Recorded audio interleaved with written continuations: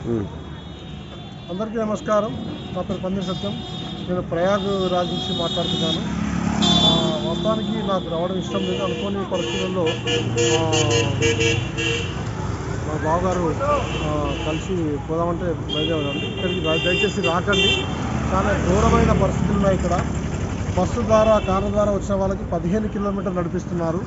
అలాగే ట్రైన్ ద్వారా వచ్చిన వాళ్ళకి 10 కిలోమీటర్లు నడిపిస్తున్నారు. చాలా దారుణమైన పరిస్థితులు ఉంటాయి. ఆటోలు ఉన్నాయి, బస్సులు ఉన్నాయి, మోటార్ సైకిల్ ఉన్నాయి. అయితే మోటార్ సైకిల్ మీద కొంతమంది డబ్బులు ఒక్కొక్కరికి 400-500 డిమాండ్ చేసి తీసుకెళ్తారు. కానీ వాళ్ళు కూడా చీటింగ్ చేస్తున్నారు.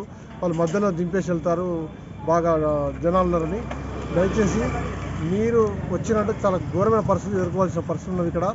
ఎవరు కూడా రాకండి. దయచేసి ఇక్కడికి ప్రయాగకు వచ్చి పరిశ్రమ కావాల్సిన అవసరం లేదు. ఇక్కడికి వచ్చి మళ్ళీ వేరే చుట్టుపక్కల తీర్థయాత్రలు వెళ్దామన్నా కూడా ఎక్కడ పోయినా చాలా ఘోరమైన క్లౌడ్ ఉంది. తర్వాత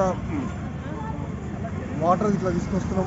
కానీ 10 కిలోమీటర్లు నడవాలి పోవాలంటే చాలా క్లిష్టమైన పరిస్థితి, దారుణమైన పరిస్థితులు ఉన్నాయి. ఎవరు నడవలేరు. దయచేసి మళ్ళీ రాకండి.